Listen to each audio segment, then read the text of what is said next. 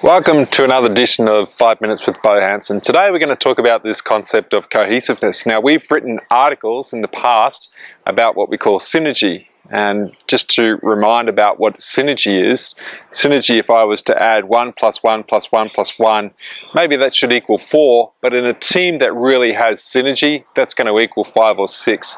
We used to talk about this concept a lot in rowing, where you could put 4 people into the boat, and ultimately the way that they combined, for some reason, made the boat go a lot quicker than what the sum of just their individual abilities could make it do. They just had this way of coming together, and I'm sure a lot of you experienced teams that have done some amazing things. Today though, we're going to talk about cohesion, and cohesion is a necessary part of creating synergy. We need to be cohesive to be that synergistic team. Cohesion, if you think about it this way, is broken into 2 key concepts. The first one is what we call task cohesion, and the second is what we call social cohesion.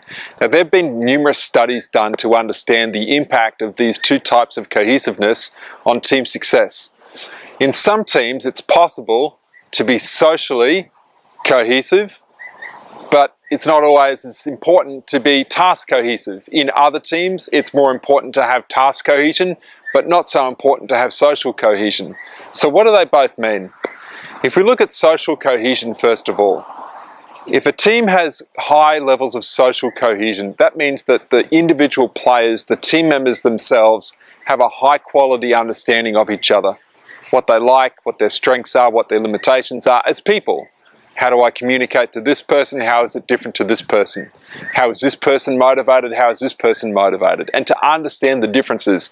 A lot of what we talk about with our DISC behavioural profiling is about understanding and developing those relationships, which is the foundation to social cohesion. Now, in some sports, you could argue that that is such an important factor. And in other sports, you might be able to suggest that it's not. So really, just like we'll talk about in a moment with task cohesion, we could create a continuum where there are certain sports where social cohesion is absolutely vital, and there are other sports where perhaps social cohesion is not that important.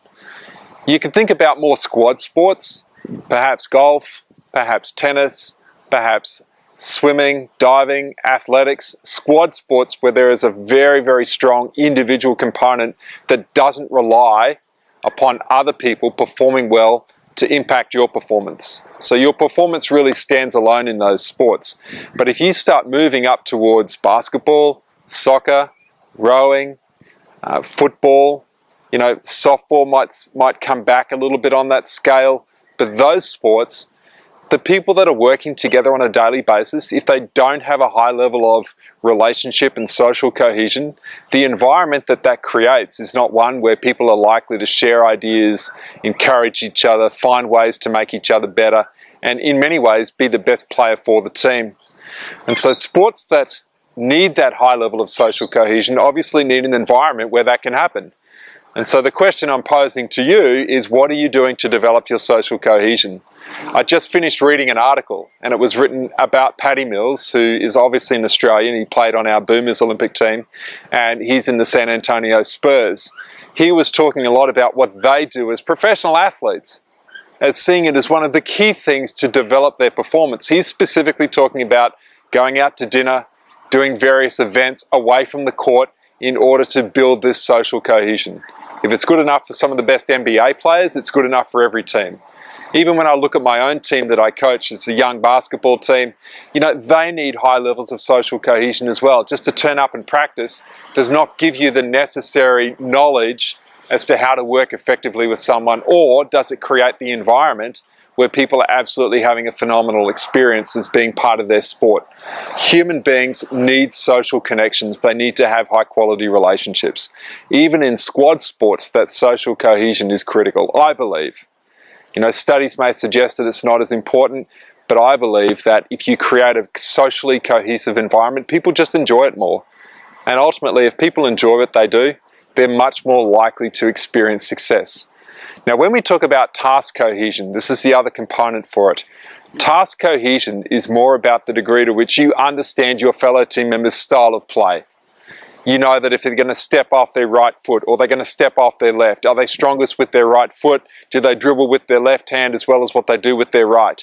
Are they able to shoot from all parts of the court? What are they going to do after they pass? Are they going to cut?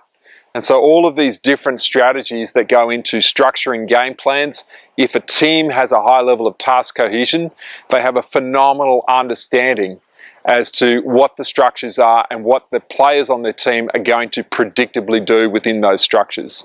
Again, you could put sport along a continuum. You take golf and swimming and athletics and those sports where there is a very high individual component, and you don't need to have a great understanding as to how your other team members perhaps run their race. You know, I think in some sports, though, it's interesting when you look back on the Olympics and the 1500 meter men's race, where it's the slowest time ever done. You know, if you understand task cohesion, maybe you have runners from the same team planning on running a slow race, and you know that that's the strategy which is going to be in place, and that's predictable. Perhaps that puts you in a better position to be able to make the most of those strategies. But if you have sports like, once again, basketball, soccer, football, those type of sports where you need to have a high level of that individual understanding of team members, knowing what each other are going to do so that you can best support and predict each other. And so again, what are we doing to develop this task cohesion? Understanding game plans, understanding structures, but taking time to actually talk to players about what their strengths are, what the limitations are. Developing the cohesiveness of your team is a critical quality if you want to ever reach this stage of synergy, which most teams never quite get to, but I think that this is part of the reasons why they don't get to it. It's not a rite of passage to suddenly become a high-performing team. We don't just put a team of people together for a certain amount of time and they aspire and they reach this level of phenomenal performance. So us as coaches need to create an environment for this to happen.